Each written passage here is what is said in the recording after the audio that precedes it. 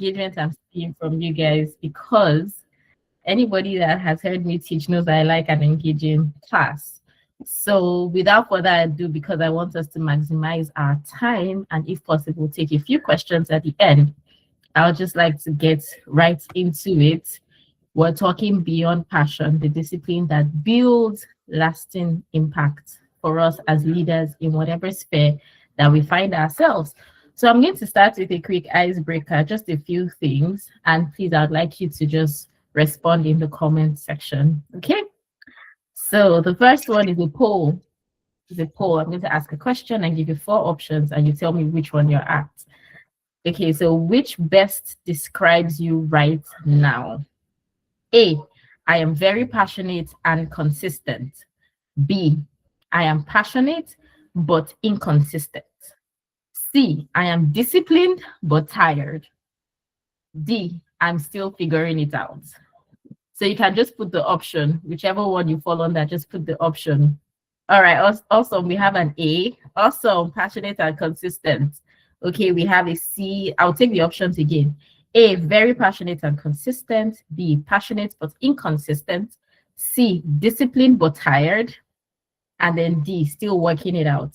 Awesome, we have quite a number of A's. Okay, we have a D, we have a C, we have A. I love this group. Oh. Okay, we have a B. So many A's. I'm like, okay, so what's this session for? I'm just kidding. We'll definitely still have something to learn. I see my namesake, Stephen Mensah. A, okay. All right. Awesome. Okay, so the second one I'm gonna ask now. And this might not apply to everybody, but maybe most of us. I used to be very passionate about dash, but I stopped because of dash. So you can just write the 2 words. I used to be very passionate about dash, but I stopped because of dash. So let's see.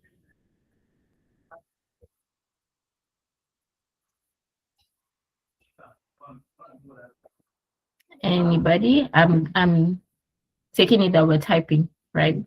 I used to be very passionate about dash, but I stopped because of dash. Let's see. Nobody has stopped anything. That's good then. Or are we typing? Okay, passionate about sports, but stopped because of time. That's real. That's adulthood. Okay, passionate about sports, stopped because of time. You don't have to write the whole sentence, by the way. You can just write the words. So you can just write sports time. We'll fill it in just to, maximize our time. Thank you, Kiliana. I hope I pronounced your name right. Okay, anybody else? Or nobody has stopped anything before we go to the third one? Dancing, but you stopped because you added weight. Come on. Because I know you, I'll tell you that that's not good enough reason. And now I'm going to see you after this session. Let's talk. Please, please, please. Okay, very passionate about broadcasting. You stopped because of time. Okay. Spoken word. I'm a spoken word poet, by the way. Oh, let's talk if you want. We can talk if you want. Passionate about sports and fashion, but stopped because I no longer had the community around me. Very important. Community is so important. We'll talk about that. Very passionate about debating, stopped because of stage fright. And you are my namesake. How dare you? Okay, because I know you too. We're gonna have that conversation. You can't even. You have no reason to. You know. Okay.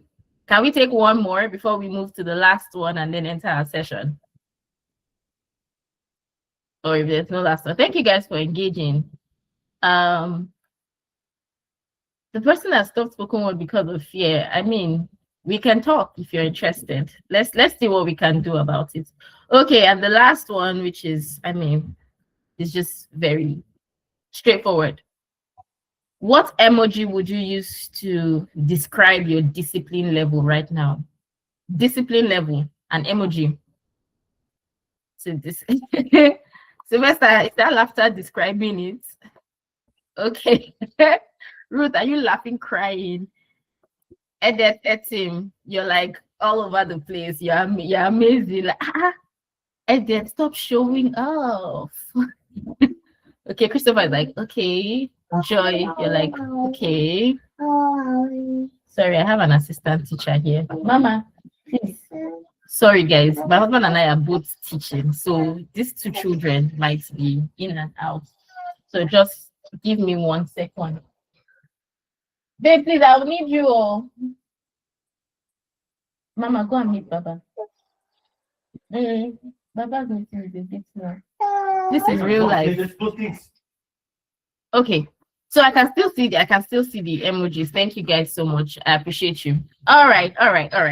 Let's go on. Okay.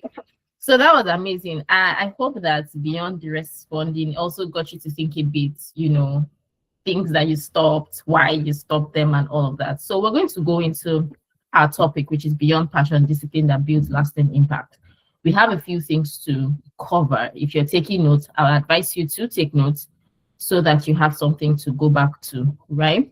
Now, let's talk about passion. Many of us have heard the word passion. We know what passion is, right?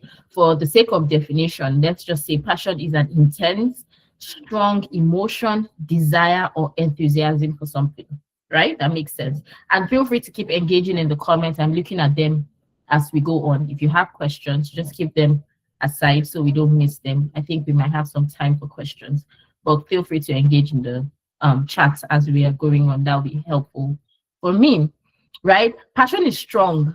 Passion is very strong. Sometimes people even say that it's uncontrollable, right? Passion is also very action oriented.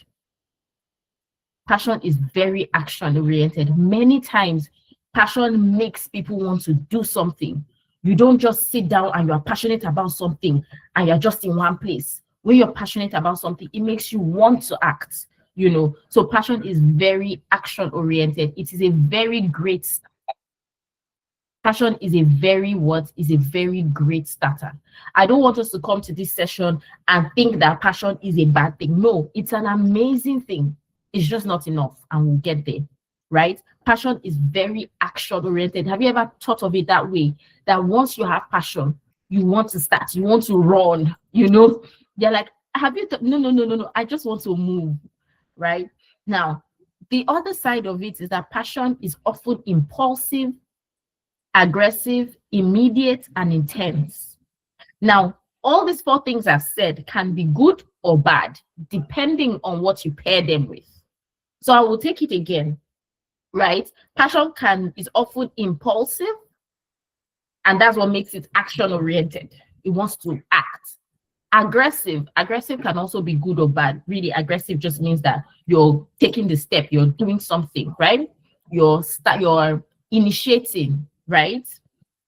Passion can be immediate, again, impulsive. You want to do something now, and it can be intense. In fact, for it to be passion, it is intense. The strength of passion, however, fluctuates because it's an emotion. This is where we're coming to, and this is why we have the topic that we have. As an emotion, passion is not a reliable leader because your emotions fluctuate. So even the thing you are most passionate about, there are days you are not passionate about it. Let me use marriage, for example. I don't know how many of us here are married or at least in a relationship or have been in love. No matter how much you love this person in your life, there is at least one moment, maybe one point that they annoy you and you're just like, what am I doing here? Has anybody ever felt that? Let me see your hands up, or let me see it in the comments.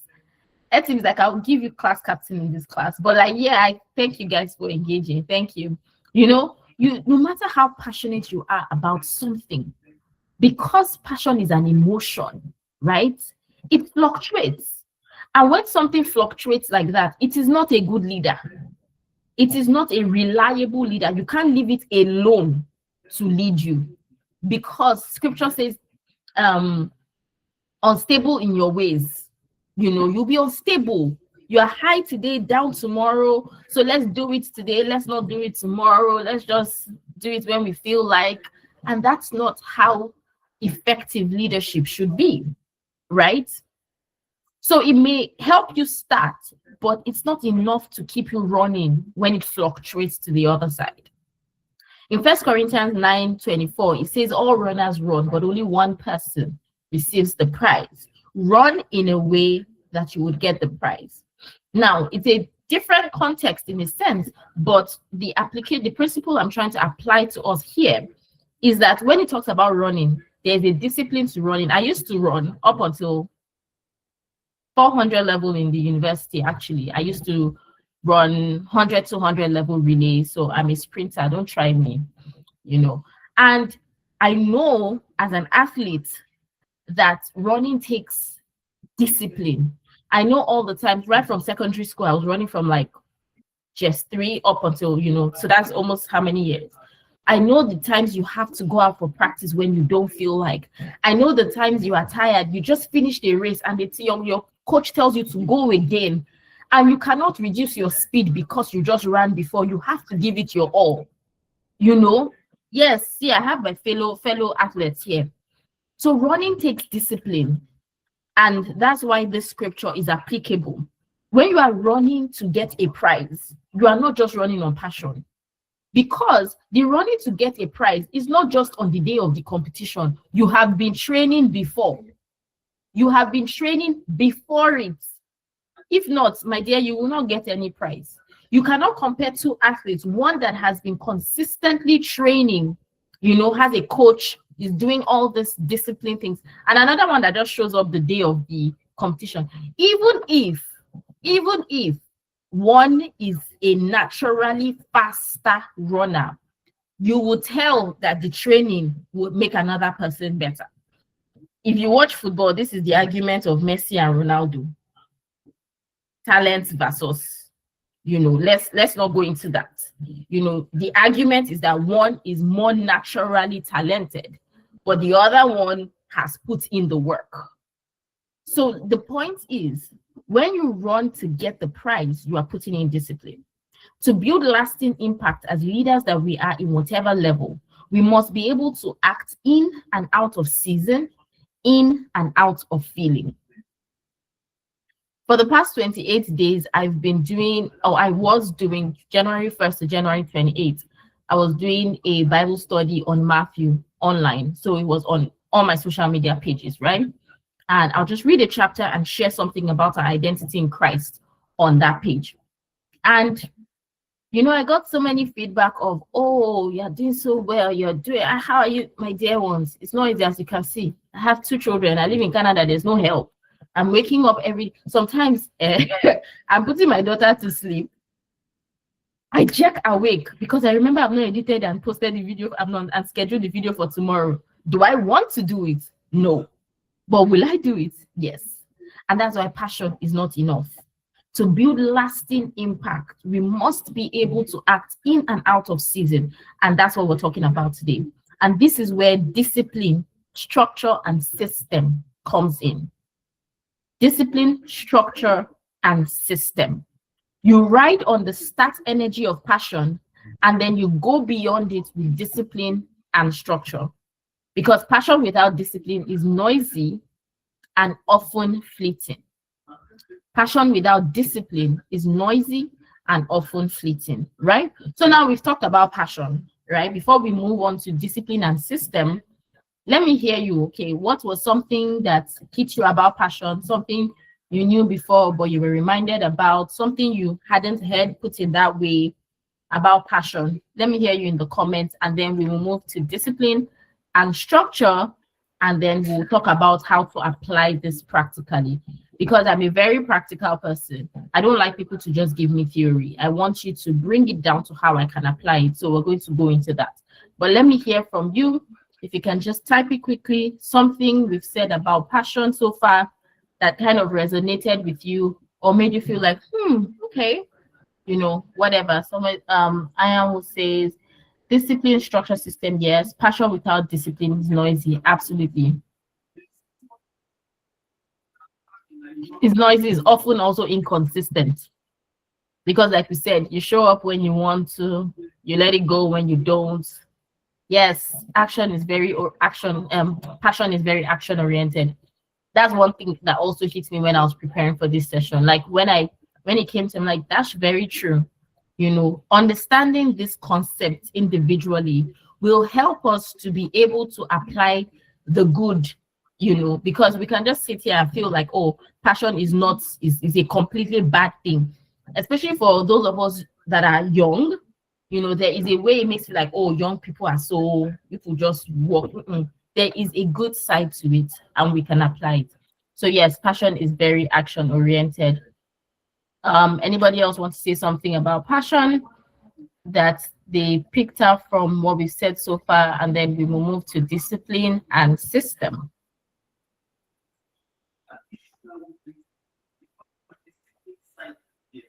Okay, so because of our time, we'll move on. Okay, so, passion will lead to progress with discipline and structure. Absolutely. I like how you phrased it. You phrased it, you know, instead of negatively, you phrased it positively.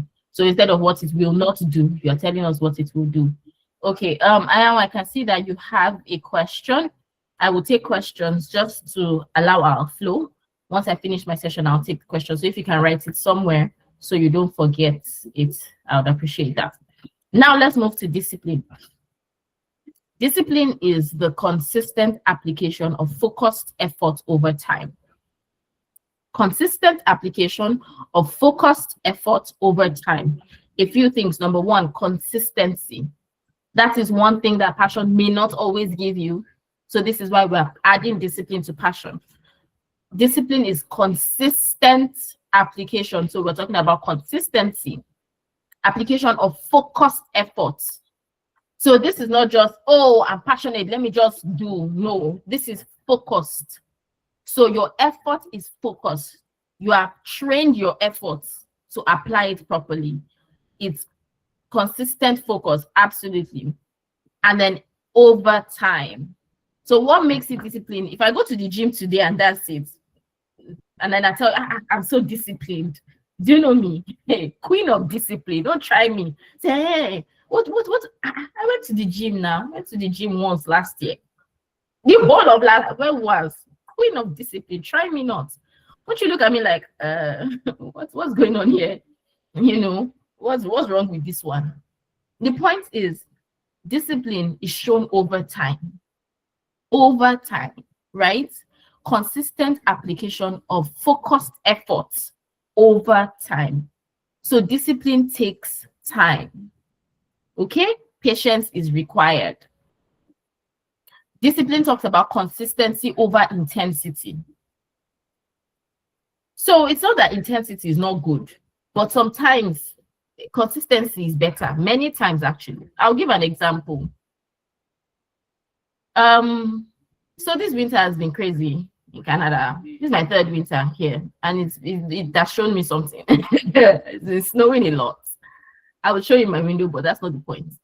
And looking at the snow, there's something I've observed, right? There are some days that they would put like weather alerts, right? Snowstorm, right? But then the snowstorm might just be like 10 minutes, but that 10 minutes will be intense. You know, there's hazard if you're driving. They advise you maybe not to travel. If you're driving, you can't see. Visibility would actually drop. You can barely see beyond your front, like the snow is coming at you with anger. But then after like 10, 15 minutes, it just stops. And the road is not, it's blown off. Then there's another kind of snow. The one that is just coming small, but it doesn't stop. It can continue like that for 3 days. Next thing you know, you have 10 centimeters of snow. I am wondering how. That's consistency over intensity. Little by little. It's not stopping. It looks so serious. It doesn't come with the force of the snowstorm. So you can just, this small snow, let's go. You know, it doesn't look like a big deal. But because it doesn't stop, it keeps building. It keeps building. It keeps building. So whereas the effect of the snowstorm was intense but has passed, the gradual, consistent one is building. And then you can see that it lasts longer. The effect lasts longer. So even after the snow has stopped falling, because it has built up 10 centimeters, before it melts away, it takes time. Do we understand this example? So discipline speaks of consistency over intensity. It also speaks of systemized action, routines and habits that make progress automated. We'll talk about that when we're talking about the practicals, okay? So I know it's a bit theoretical now, but just come with me. I've not lost anybody, right? I'm not. I believe so. Right? So that's discipline. Now we said systematized action. So let's move that to system. Let's talk about system. System is, if you're writing, you can write this. System is the intentional, organized, and interconnected set of processes, structure, and behavior designed to produce consistent, sustainable results over time. Should I take it again? Intentional, organized, and interconnected set of processes. So number one is intentional. It doesn't just happen. You actually made it happen by something you did intentionally. One. Two, it's organized. There is a logic to it. There is some thought has gone into it. Remember what we said about passion. It can be impulsive. It can be spontaneous, which has its place, but may not always be sustainable. Right? So it's this one now, system is organized. You've thought it through. You've put a logic to it. You've arranged it. Number three, it's interconnected. So if I have a vision, if my passion is to feed people, I'm not going to wake up tomorrow and sew clothes if it does not in a way connect with the passion. Do you understand? So there are all these actions and habits, but they are connected somehow. We'll get to the practicals, trust me. And I even want to leave time to be able to take somebody's own, but let's see how time would help us. Without proper structure and entire foundation, our aspect of our everyday. Absolutely. Thank you so much for putting that so beautifully. So thank you, Mariam, for putting that as well. Intentional, organized logic to it, interconnected set of processes, structure, and behavior. And it is designed, the purpose of system is to give you consistent, sustainable results over time. So that I'm not a one-hit wonder. That's the essence of a system. You know how this is a fluke. Do them again now. If you know, say you really feel do them again. Let's know that it's not fluke. Before you can say that something is a system, it's replicable, right? It's sustainable, it's consistent, and you can see the results over time. So it's not short term, it's often scalable, it focuses on root cause, and it measures performance. Are we still together? So now let's talk about practicals. Let's talk about practicals. I think we have about 15 minutes, 20 minutes. And what we're going to do now, I'm going to break this. What do we do practically? I'm going to give us 7 steps that we can do, right? 7, steps that we can do with our passion to kind of build a discipline around it. And as I'm doing this, I'm going to give you a practical example alongside it. So what I mean is when I say start from your passion, I will give you, okay, this is an example of the passion. Now do this. This is what we can do with this passion, right? So let's follow it so that we can make this thing real. And if we have time, we'll take somebody's passion and try and follow the steps with the person's own. And let's see what we come up with, right? So practically, what do we do? What do we start with? Remember what we said is a good starting point. What's a good starting point? What's a good starting point?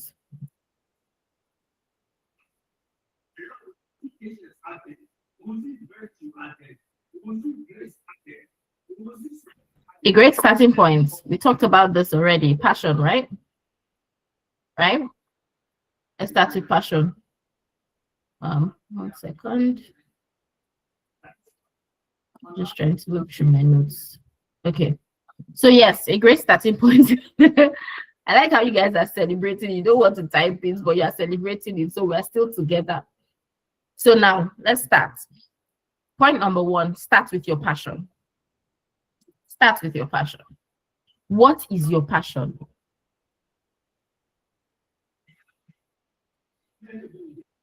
Awesome. That makes sense, Kiliana. Okay, so we're starting with your passion. Sit down with yourself. What's your passion? What is your passion? When you identify, and it's okay, some people have more than one passion, right? I'm one of those people. So don't think you have to be limited to one, right? So you can list out the different things. You can build structure around one per time per season, okay? So what is your passion? Let's start from there. What's your passion? Seeing people live as Christ intends. Awesome. Drama minister. I love drama. So we already have a connection. So that's your passion, right? Where's your passion now? Where does it meet or align with your values? Now, this is still part of number one, right? So you're sitting with yourself. This is my passion. Okay, what are my values? How do they meet, right? And then what form will its expression take? So this my passion. You people are tempting me to start using your passion as our case study. I refuse to be tempted. I will use the one that I have now. And then when we have time, I'll come to some. But drama minister, Joy, thank you so much. So what form will its expression take? Now, this is important because you may not always directly do what you're passionate about. I want us to understand that. You may not, so your passion, the expression your passion will take may not look exactly like your passion. I will give you an example. If you know there's this business, there's this woman called Nwanye Akamu, right? Nwanye Akamu of Bube's Foods. Her business is called Bube's Foods. She does food, started with pap. And I've listened to her speak a lot of times, share her testimony about how she started. And she'll tell you, I'm not passionate about pap. I don't know. It takes a lot to be passionate about pap.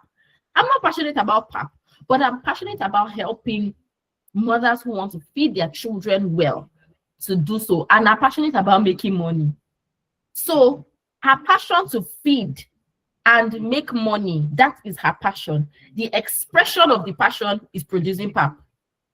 Is that clear? So that's what I mean to say, what form will your passion take expression? Because you may not always directly, not like, oh, my passion is playing football, so I want to play football. For some people, it's direct like that. For some other people, my passion is this, but this is how it would look like. So this is number one. Start with your passion. Now, in the example we're going to be using, let's say my passion is helping immigrant women find confidence and clarity in a new country. Right? That's my passion. So how does it align with my values? My values are, purpose, stewardship, dignity, and that aligns, right? Helping immigrant women find confidence in a new country, right? It aligns with my values. Okay. My expression, what would the expression look like? Maybe writing encouraging posts, hosting small group conversations, sharing stories of resilience. That's what the expression of it might look like. Okay, follow me. So this is our case study. Now let's move to point number two. So point number one, start from your passion, your values, and its expression. Point number two, what is your why? Identify your why. Purpose, problem, vision. You're breaking it down. In fact, even in just breaking these things down, you're already going beyond passion. If you were just passion, you just stop at number one and feel okay. But we're already going beyond passion. So point number two, what is your why? Your purpose, your problem, your vision. And many times it needs to be bigger than you. In scripture, it says how there's a place that there's a way it puts it. I'm mixing it up right now. But talking about constraints. When something constrains you and is bigger than you, you have to function in purpose, So that's where we are in point number two. So back to our example of helping immigrant women. So the purpose is to restore confidence. I put it down in my notes. So if you see me looking, I've done the problem solution. So to restore confidence and direction to immigrant women. That's the purpose. To help them to stand tall again, to help them to find purpose and their confidence in a new system. The problem, what's the problem? Many immigrant women that you were so confident back home. You come here and you've lost your identity. You don't know where to start from. Isolation, lack of community. That's the problem. And the vision is to see immigrant women not just survive relocation, but thrive, right? So I'm giving us examples. Can you see how we're going with this passion? Now, the passion is no more just how I feel. We have moved beyond it. We have moved beyond how I feel to the impact outside of me. Are we okay? So we're moving it outside of me now to make it bigger, right? So point number one, start from passion. Point number two, your why. Purpose, problem, vision. Point number three, break that vision into a mission statement, values, measurable goals. Now we're breaking it down. The vision looks big. You know, it's so big. How will I help all the immigrant women? Where do I even know them from? That's why we are taking all these steps. It's like a downward funnel. We're going from the big and we're narrowing it down, right? So break it down to a mission statement, values and vision, and measurable goals. Your vision is the long-term picture. Your mission is the short-term to-do list in a sense, right? So back to our example, the mission will be to equip immigrant women with clarity, confidence, equip them, right? Awesome. As long as the vision God gives you, he will make provision. Yes, yes, yes. Right. So that is the mission statement, to equip these women.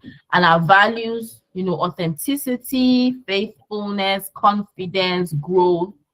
And then our goals, maybe something like host a monthly meeting, mentor 5 immigrant women, share a success story on social media every week.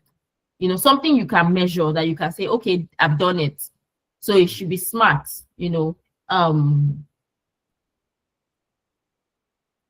yeah, so it should be a smart goal. So when you say host 1 conversation per month, you know whether you did 1 or not. It's not, inspire people. How do you really measure whether you inspire people? Unless maybe you have like a survey, but have goals that are something you can measure. Now, this is where discipline is coming in. Are we together? Point number 1, point number 2, point number 3. Are we still together? So now that we have broken it down, point number 4, build competence and skills for your passion. Develop yourself.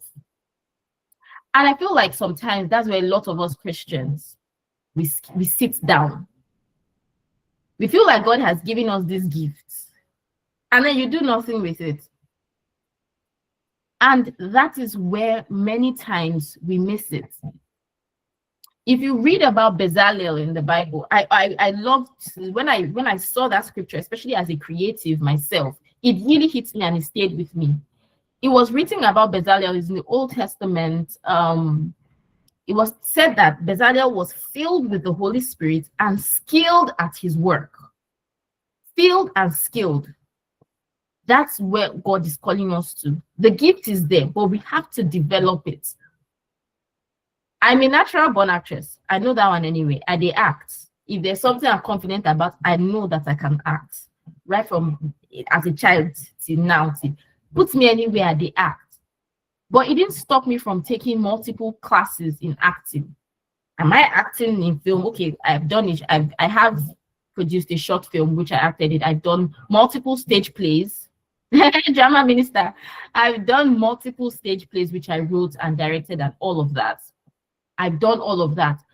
But I needed to go. So I did one with Del York Academy, it's an international academy. I did it. I did one with Mount Zion, just to equip myself. And I'm still doing things. I started school with screenwriting, a screenwriting program. Do you understand? There is a place to develop the gifts that God has given you. I did dance. That's not me. I know the dance. I'm just using Timilene. I just saw her emoji and I remember that she said she's a dancer.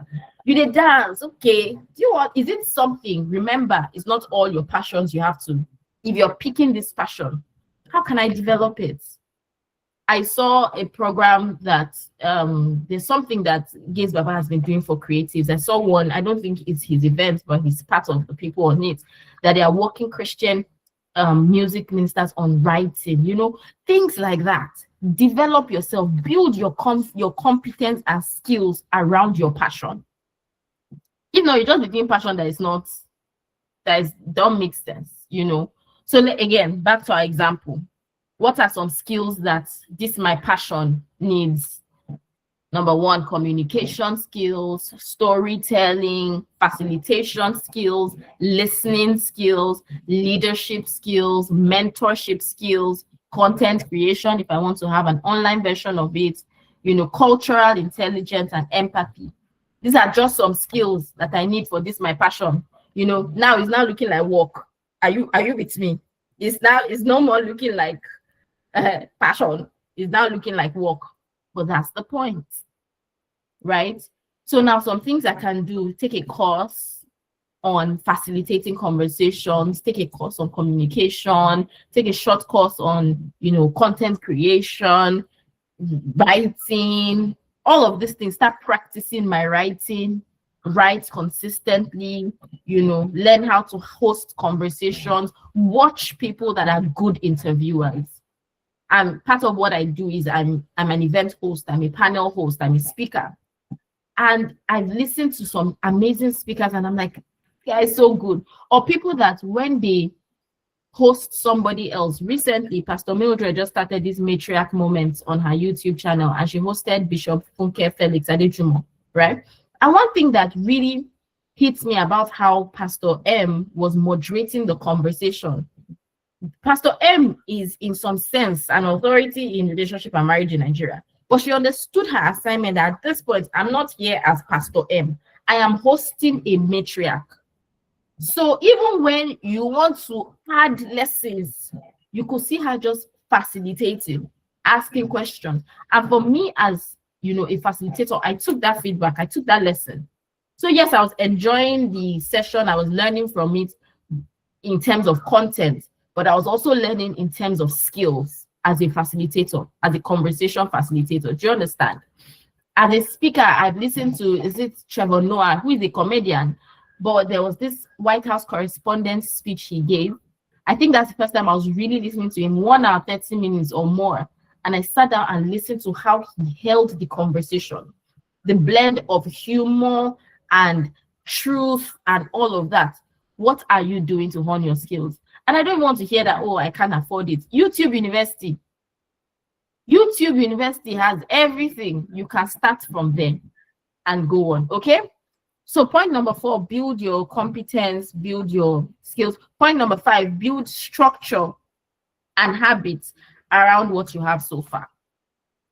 And make sure these habits and structures are realistic, right? So back to our example, some realistic structures are 30 minutes a day or 30 minutes a week to write or plan.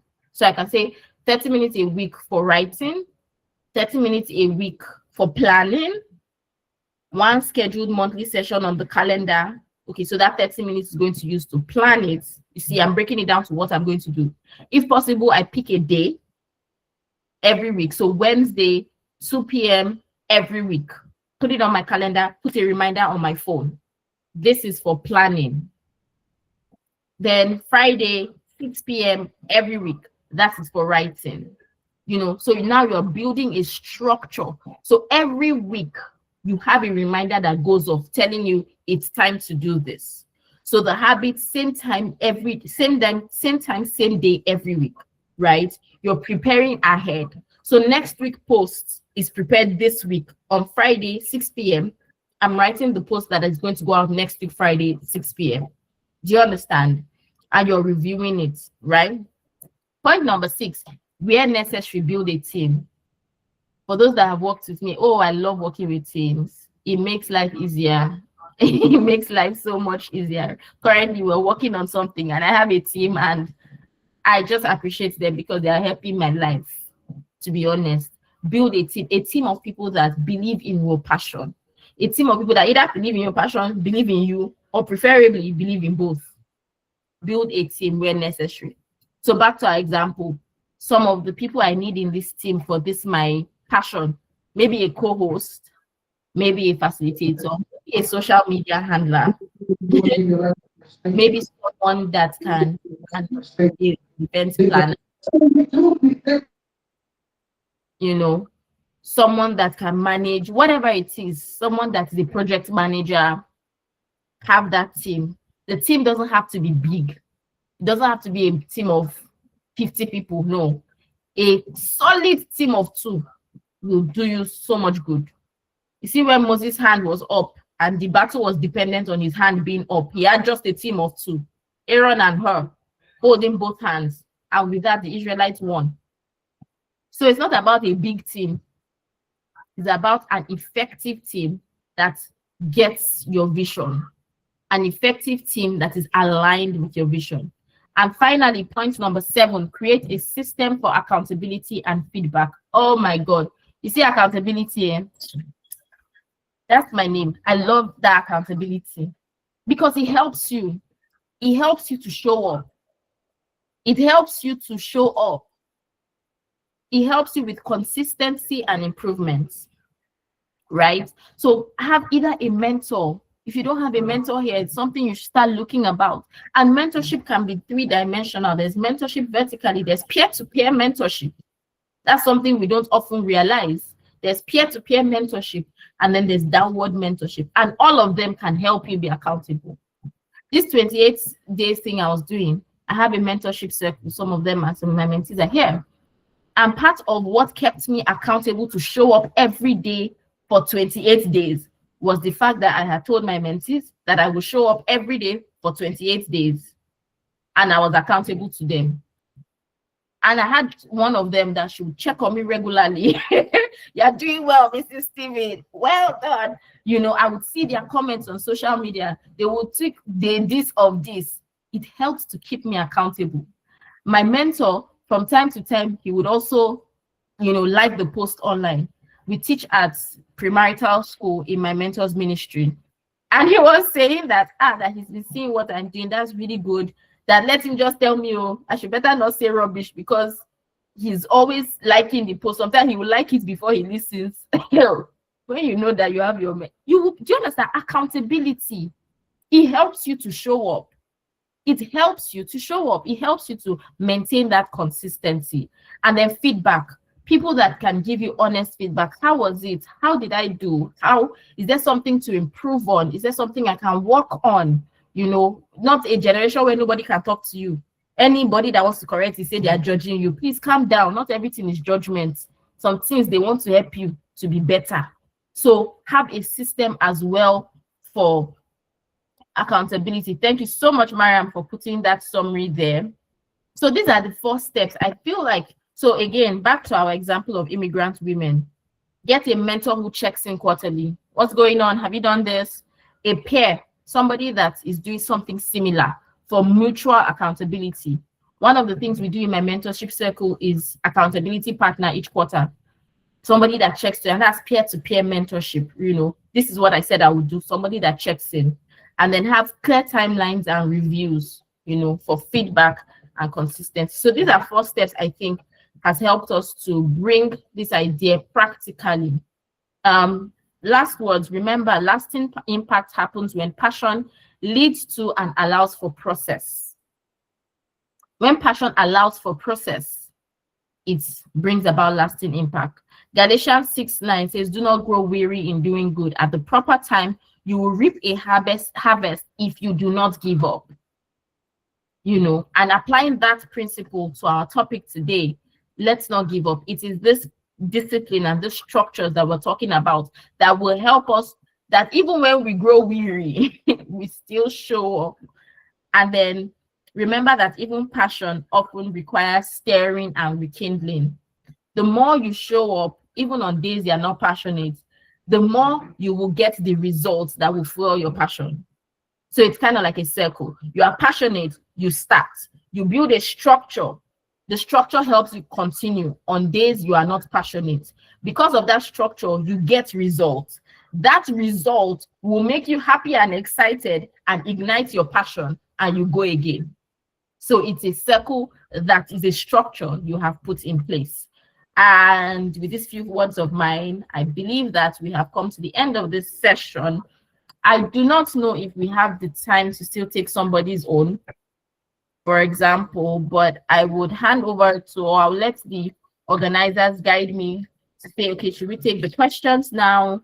Can we do that? But let me know how we proceed. And I trust that this has been helpful and practical for you. Last words again. Okay, I'll say the last words again. Somebody asked, lasting impact happens when passion leads to and allows for process. So give yourself grace for the process. Give yourself grace to, so when passion comes, we might not finish implementing now. There is a process. Galatians 6:9, don't grow weary in doing good. At the proper time, you will reap a harvest if you don't give up. Again, over time, give yourself grace to go through the process. And then remember that passion requires stirring and rekindling. So I was talking about the circle that we put in motion by being intentional. We start with passion. Passion helps us to start. Once we start, we now put in our structure in place. Everything we've talked about is structure that helps us to work. Because of that structure, we get results. Once we get results, the results gets us excited and happy, which fuels our passion and then helps us to go again. Do you understand? So it's a circle that system helps us to build, that helps us to go again. So for example, just from showing up 28 days, I got to, minister to some kids in Pakistan. I've never been there, will never be there, whatever it is. But that result, for example, got me happy and excited and ignited my passion to show up again for my other projects. Do you get? I wouldn't have gotten that result if I was not consistent, because it came from a platform I don't even normally use. But showing up on that platform consistently led to that invitation to speak to these children in a country I may or may not visit in my life. That result stirred my passion for the other projects I'm doing, to say, you don't know whose life you will touch by doing it. So show up. So passion has been rekindled and we go through the whole process again. All right, thank you. Okay, so do I take questions now? Oh yes. I must say thank you. Thank you so much.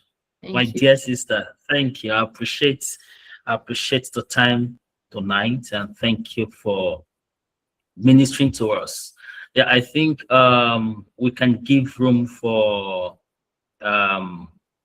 questions for those who want to ask questions. They are free. We still have a few time. Yeah, we can take room for questions. Thank you. Thank you. Thank you guys for the feedback. You got new insights. Amazing. Thank God. Thank God. I'm really happy to hear that.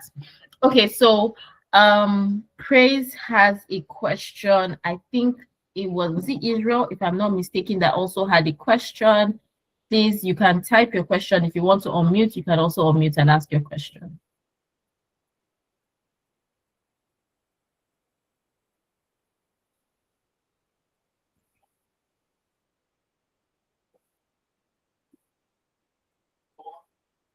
Okay, I see some hands. Deborah's hand is up. Edith is up. Okay, so if you want to unmute, you can. If you want to type it, you can. Whichever one. I think they can unmute. Yeah, you can unmute and ask your question if you don't mind.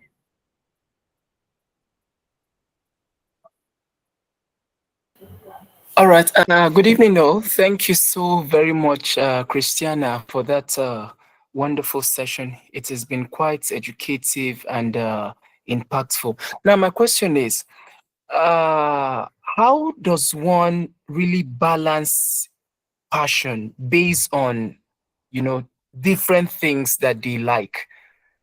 How do you balance it? Say, for instance, I have a strong flair for broadcasting. I also have a strong flair for community engagement, for impact, reaching out to the girl child and all of that. How do I really balance these three passions? Thank you very much. Awesome. Thank you for that question. And This is one thing that comes with a lot of us. They call us multi-potentialites. People that are passionate about more than one thing and oftentimes can do more than one thing. Now, thank God this is also a Christian platform, because a lot of things also depend on being discerning about times and seasons. Now, scripture says all things are lawful, but not all things are expedient. In applying that, scripture also says there's a time for everything. So I will give you two ways that you can balance it. Number one is to understand your time and your season, to know if this is a time for this. And that comes in a place of prayer and being discerning and sensitive to your environment, because there are times that there is an urgent need and you can feel the urgency on one of your expressions. One of your expressions just comes to mind. It's hitting you from everywhere. That's all you're thinking about. You're passionate about other things, but this one keeps coming to the top. You're seeing it everywhere you go. You cannot turn an eye. It's chasing you. There is pressure on that expression. Pay attention. Pay attention. Maybe this is the time for this. And many times it might be a carrier. There is something, there is somebody you need to hit right now. I'll give you a funny example. A long time ago, a while ago, I'm trying to find the words. I ran a men's conference for 4 years. And before I started, I'm an only girl. I have 3 brothers. I've always felt like there is an imbalance in the education of girls and the training of girls versus boys. But at this point, at that time, I was about 23. It was a while ago. I was about 23 or so. But for some reason, the pressure became a lot. I've always had the thought. So why is it that now I cannot not see it everywhere? And then I started to, think about it.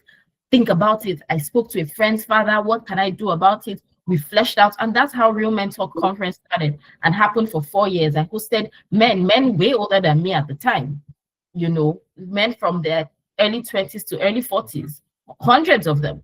But, and then the season ended. It was 4 years and it was time to transition to something else. But at that point, the pressure was there. So that's one. The second is that some of your passion points can be merged. If I hear what you say, you have a passion for broadcasting, child empowerment, you mentioned some community development. Some of those things can be merged. You can broadcast some community empowerment, So for example, part of what I do, my husband and I are family relationship and family life counselors, right? Is a passion that I have, passion for relationship, family, all of that. I also have a passion for media. I actually transitioned from law to media, trained for media, became a producer of a women talk show for about a year plus and all of that. Now, my husband and I host a podcast on family, right? And I bring my media passion to it. So it's a merge. We have blended 2 of my passions into that one expression. So some things are time and season. It will help you know that this is the time for this. Some others will allow you to blend more than one as you walk through it. Okay, so Praise put her question here. So I'll take Praise's question, then we'll go to Deborah. Okay, Deborah and Edmond. So that's what I'll take Praise's question, then we will go to Deborah and Edmond.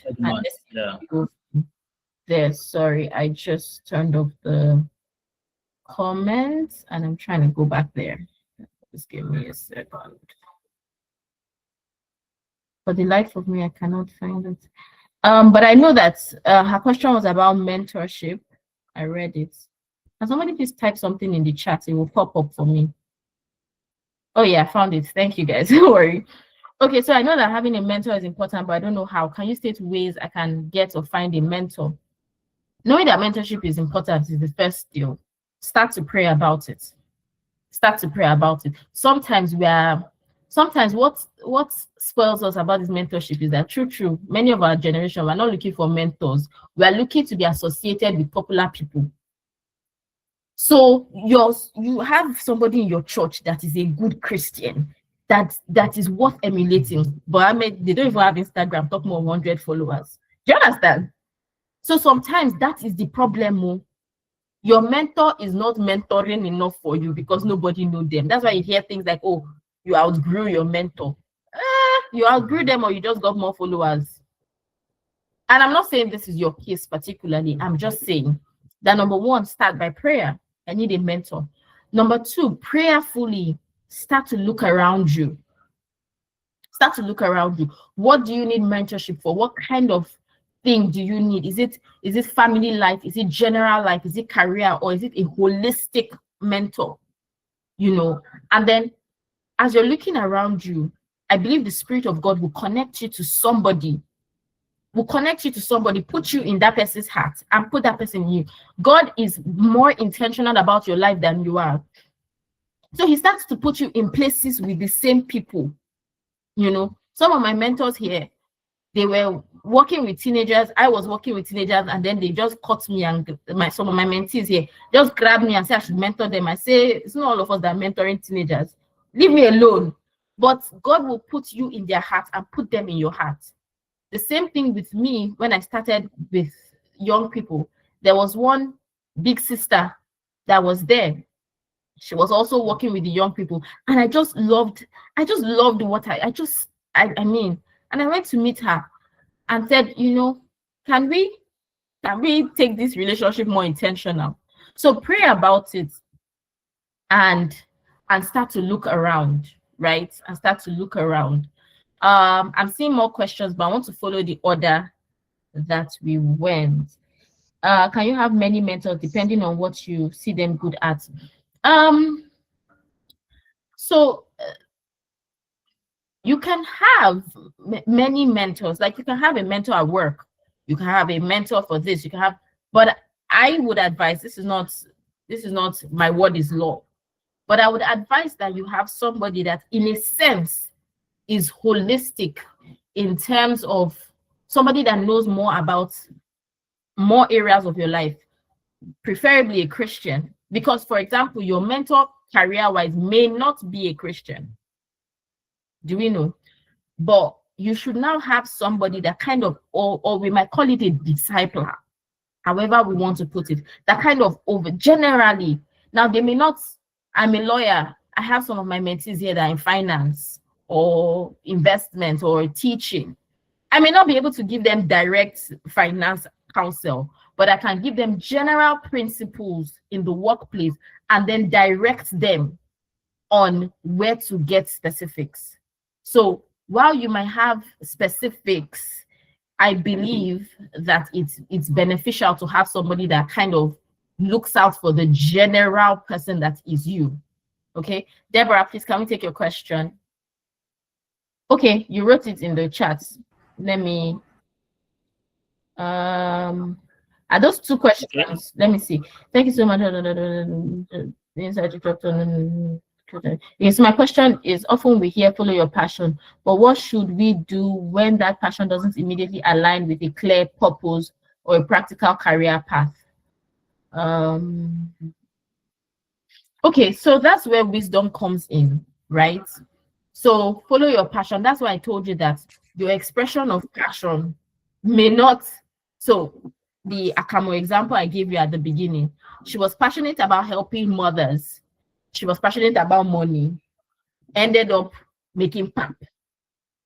So the expression of your passion sometimes a practical career path might fund your passion.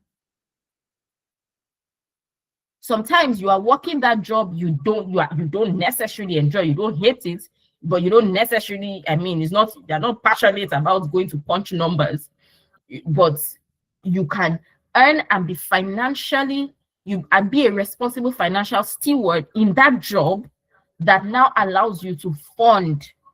For a long time, I didn't hate law. I loved law. I was working in a really good law firm. For a while, law was funding a lot of things. So even part of my men's conference, for example, before, support and everything came in, the money I was making from my law firm was able to do that. My first film, the money I was making from my law firm was able to fund, the little that we did. My first book, The law of making, do you understand? Was I passionate? I don't hate law, but it's not my number one passion. So I would say this is a general response for you, Deborah. I would then say that you may need to talk one-on-one with specifics, with for guidance, and wisdom. You can pray about it, pray about it. And if you already have a mentor or a pastor or a disciple or somebody, if you're part of this organization, I believe your leaders are a good place to go. And then look at the specifics, knowing that counsel, scripture says, in the multitude of counsel, there is safety. That counsel should align with what God is laying in your heart, or just give you practical wisdom on where to go. So sometimes you are passionate about drawing, doesn't mean you end up drawing, but it means that you might take up a career that allows you to draw when you want and be a blessing to people through that drawing. I hope that makes sense. I think, Edmond, what is the main theme we are discussing? The topic of our conversation is beyond passion, the discipline that builds lasting impact, right? The discipline that builds lasting impact beyond passion. That's what we are discussing. Is that your question? I believe I've taken all the questions. Is there any other one? Stephen Mensa, your name is ringing a bell in my head. I don't know why, and I don't know if I'm mixing you up with somebody, but are you recently married? I think that